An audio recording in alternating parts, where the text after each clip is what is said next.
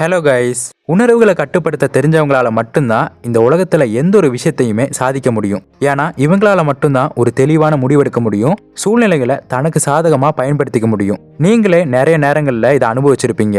ஏதாவது ஒரு சூழ்நிலையில ரொம்ப கோவப்பட்டிருப்பீங்க. ஆனா அதே நேரம் ஐயோ தப்பு பண்ணிட்டோமே, நம்ம இந்த மாதிரி பண்ணிருக்க கூடாது அப்படின்னு அதுக்கப்புறமா யோசிப்பீங்க. இதனால தான் சொல்லுவாங்க, சோகமா இருக்கும்போது முடிவெடுக்க கூடாது, சந்தோஷத்துல இருக்கும்போது வாக்கு கொடுக்க கூடாது அப்படின்னு. இப்ப நீங்க எந்த மாதிரி ஃபீல் பண்றீங்களோ அதுக்கு காரணம் நீங்க தான். ஏன்னா நீங்க தான் அதை உருவாக்குறது.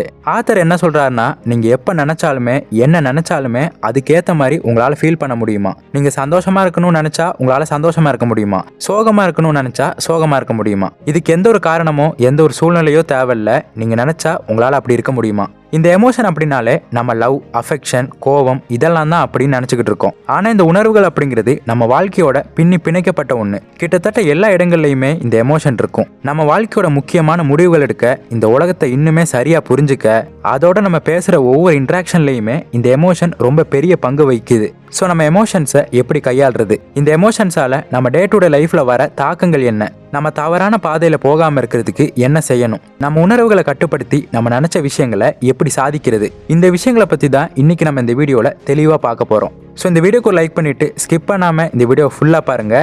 வாங்க ஸ்ட்ரெயிட்டா வீடியோக்குள்ள போலாம். நம்ம உணர்வுகள் தான் நம்ம வாழ்க்கையோட முக்கியமான அங்கம். இந்த உணர்வுகள் மட்டும் நம்ம வாழ்க்கையில இருந்து தூக்கிட்டா நம்ம வெறும் பணம் சம்பாதிக்கிற ஒரு வேலை செய்யற ஒரு ரோபோட்டா தான் மாறிடுவோம். நம்ம வாழ்க்கையை முழு மனதோட முழு திருப்தியா வாழ இந்த எமோஷன் தான் காரணம். நம்ம பிரெயின்ல நம்ம ஸ்டோர் பண்ணக்கூடிய இன்ஃபர்மேஷன் அது வெறும் டேட்டாவை மட்டும் ஸ்டோர் ஆயிராது, கூடவே அது நம்ம ஃபீலிங்ஸையும் ரெக்கார்ட் பண்ணுது. அந்த ஃபீலிங்ஸ் தான் நம்ம வாழ்க்கைக்கான பாடத்தையே கற்றுக் கொடுக்குது. உதாரணமா, ஒரு சின்ன பையன் நெருப்புல கைய வச்சுட்டான் அப்படின்னு வைங்க, அவனால அந்த வலியை பொறுத்துக்க முடியாது, ரொம்ப அழுகுவான். ஸோ இனிமே எப்பெல்லாம் அந்த நெருப்புல கைய வைக்க நினைக்கிறானோ அப்பெல்லாம் அவனுக்கு அந்த கொடுமையான வலிங்கிறது ஞாபகம் வரும். ஸோ அந்த எமோஷன் அப்படிங்கிறது அவனை மறுபடியும் அந்த தவறை செய்ய விடாம தடுக்கும். அது மட்டும் இல்லாம இந்த எமோஷன் அடுத்தவங்களோட ஃபீலிங்ஸையும் நம்மளை புரிஞ்சுக்க உதவும். அதனால அடுத்தவங்க என்ன செய்ய போறாங்க அப்படிங்கிறத ஓரளவுக்கு நம்மளால கணிக்க முடியும். நீங்க ரொம்ப கோவமா இருக்கக்கூடிய ஒரு நபர் முன்னாடி நிக்கிறீங்க அப்படின்னா அவங்க ஃபேஸ் எக்ஸ்பிரஷனை வச்சு, அவங்க கோவமா பேசுறத வச்சு அவங்க மனநிலையை உங்களால புரிஞ்சுக்க முடியும். இதன் மூலமா அவர் அடுத்து என்ன செய்ய போறாரு அப்படிங்கிறதையே ஓரளவு உங்களால கணிக்க முடியும். இந்த மாதிரி இந்த எமோஷன்ஸ் அப்படிங்கிறது நல்ல புரிதலுக்கும் நம்மளை சுத்தி உள்ள விஷயங்களோட தொடர்புல இருக்கிறதுக்கும் முக்கியமான டூல். ஆனாலும் சில நேரங்கள்ல அதுவே நம்மள நிறைய தவறுகளை செய்ய வச்சிருது. உதாரணமா, நீங்க ரொம்ப பயந்துட்டீங்கன்னா நீங்க உங்களை அறியாமலே ஓவரா ரியாக்ட் பண்ண ஆரம்பிச்சிருவீங்க. இல்லாத ஒன்ன இருக்கிற மாதிரியே கற்பனை பண்ணி பயப்படுவீங்க. உதாரணமா, நீங்க காட்டுல வழி தவறி போயிட்டு ஒரு இரவு நேரத்துல மாட்டிக்கிட்டீங்க. அந்த நேரத்துல ஒரு நிழலை கண்டா கூட அங்க ஏதோ இருக்குன்னு பயப்படுவீங்க. இதுதான் ஓவர் ரியாக்ஷன். ஸோ என்னதான் எமோஷன் நம்ம வாழ்க்கையில ரொம்ப முக்கியமானதாவே இருந்தாலும் அதுவே சில நேரங்கள்ல நம்மளை கண்ட்ரோல் பண்ணி சில முரண்பாடான முட்டாள்தனமான விஷயங்களை செய்ய வச்சிரும். ஸோ நம்ம எமோஷன்ஸை சரியா மேனேஜ் பண்றதுக்கு ஒரு சில விஷயங்களை நம்ம தெரிஞ்சு வச்சுக்கணும். இதுக்காக தான் நமக்கு எமோஷன் இன்டெலிஜென்ஸ் அப்படிங்கிறது தேவை. இந்த எமோஷனல் இன்டெலிஜென்ஸ் மூலமா அந்த ஃபீலிங்ஸை உங்களை கண்ட்ரோல் பண்றதுக்கு பதிலா அதை நீங்க சரியா கண்ட்ரோல் பண்ணி உங்க கட்டுப்பாட்டுக்குள்ள வச்சுக்க முடியும். இந்த எமோஷனல் இன்டெலிஜென்ஸை 3 பாகமா பிரிச்சு பார்க்கறது மூலமா இது நமக்கு இன்னுமே தெளிவா புரியும். முதலாவது, உணர்ச்சிகளை கட்டுப்படுத்துறது. இது சம்பந்தமா அமெரிக்கன் குழந்தைகள் கிட்ட ஒரு ஆய்வு நடத்துறாங்க. அந்த ஆய்வுல என்ன நடக்குதுன்னா, அங்குள்ள குழந்தைங்க விரும்பி சாப்பிட்ற ஒரு சாக்லேட்டை அவங்கள சாப்பிட சொன்னாங்களாம். அதுல கண்டிஷன் என்னன்னா, ஒரு மிட்டாய் அவங்க கிட்ட கொடுத்து இதை நீங்க சாப்பிடாம வெயிட் பண்ணா இன்னொரு மிட்டாய் கிடைக்கும், உடனே சாப்பிட்டா ஒண்ணுதான் கிடைக்கும் அப்படின்னு சொன்னாங்க. அதுல ஒரு சில குழந்தைகள் உடனே சாப்பிட்டாங்க, ஒரு சில குழந்தைகள் கொஞ்சம் வெயிட் பண்ணி அந்த 2 மிட்டாயுமே வாங்கி சாப்பிட்டாங்க.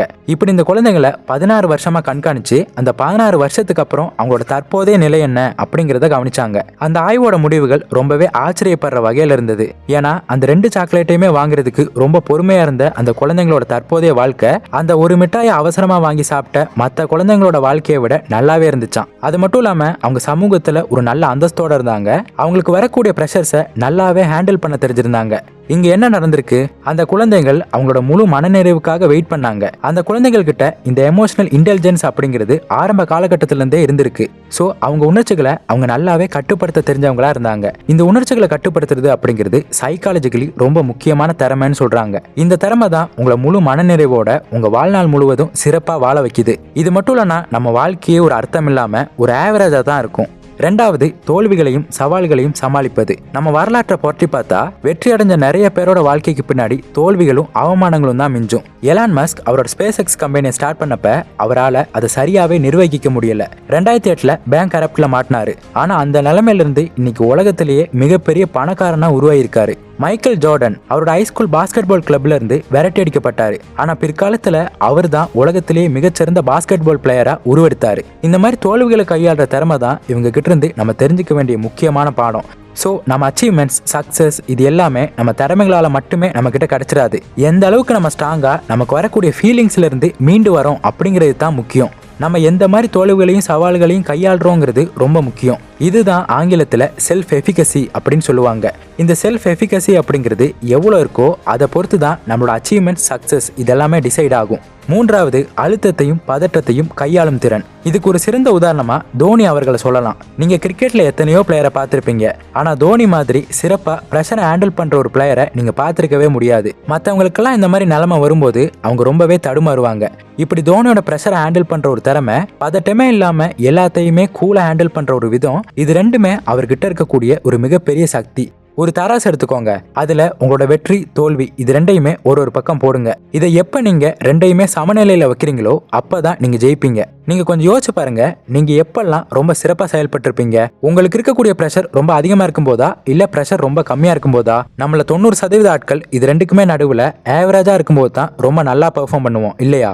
அந்த ஆப்டிமம் பெர்ஃபார்மன்ஸ் ஜோன்ல இருக்கிறது தான் நம்ம எல்லாருக்குமே சேஃப். அந்த இடத்துல தான் நம்மளால கரெக்டா ப்ளே பண்ண முடியும். ஒருவேளை உங்களால இந்த பேலன்ஸா இருக்க முடியல, இந்த பயம், பதட்டம் இது எல்லாத்தையும் உங்களால கண்ட்ரோல் பண்ண முடியல அப்படின்னா அந்த எமோஷன்ஸை உங்களுக்கு சாதகமா பயன்படுத்திக்க கத்துக்கணும். ஏன்னா தோனி மாதிரியான ஆட்களுக்கெல்லாம் அவங்களோட எமோஷன்ஸுங்கிறது விளையாடுற நேரத்துல ரொம்ப பீக்ல இருக்கும். அந்த நேரத்துல அவங்களுக்கு வரக்கூடிய பயம், பதட்டம் இது எல்லாத்தையுமே தனக்கு சாதகமா மாத்திக்கிட்டு அவங்க கிட்ட இருக்கக்கூடிய முழு திறமையையும் அவங்க காட்டுவாங்க.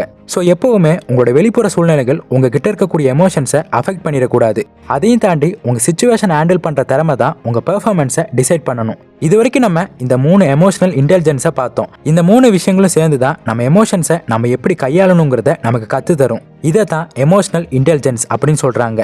சரி, இந்த இன்டெலிஜென்ஸை நம்ம எப்படி இம்ப்ரூவ் பண்றது அப்படின்னு கேட்டிங்கன்னா, இதுக்கு ஒரு பெர்ஃபெக்டான ப்ராக்டிஸ் தான் மைண்ட்ஃபுல்னஸ். அதாவது மெடிடேஷன், யோகா, கிராட்டிடியூட் இது எல்லாத்தையும் சொல்லலாம். என்னதான் உங்க எமோஷன்ஸை நீங்க கட்டுப்படுத்தணும்னு 1000 வழிகளை தேடினாலும் இந்த மெடிடேஷன், யோகா இது ரெண்டையும் தவிர வேற எதாலையுமே உங்களால அதை கட்டுப்படுத்த முடியாது. ஸோ உங்க எமோஷன்ஸை எப்படி கட்டுப்படுத்துறது அப்படிங்கிறத பத்தி 1000 வீடியோக்களை பார்க்கறதுக்கு பதிலா ஒவ்வொரு நாளும் ஒரு 1 மணி நேரம் மெடிடேஷனுக்காக செலவு பண்ணுங்க. நிச்சயமா உங்க உணர்வுகளை கட்டுப்படுத்தி நீங்க நினைச்ச எல்லா விஷயங்களையுமே உங்களால அச்சீவ் பண்ண முடியும். உங்க வாழ்க்கையை ஒரு முழுமையோட திருப்திகரமா உங்களால வாழவும் முடியும். ஸோ இந்த வீடியோ உங்களுக்கு யூஸ்ஃபுல்லாக இருந்திருக்கும் நம்புறேன். அப்படி யூஸ்ஃபுல்லாக இருந்தால் இந்த வீடியோக்கு லைக் பண்ணுங்க, உங்க ஃப்ரெண்ட்ஸ் அண்ட் ஃபேமிலி மெம்பர்ஸுக்கு ஷேர் பண்ணுங்க.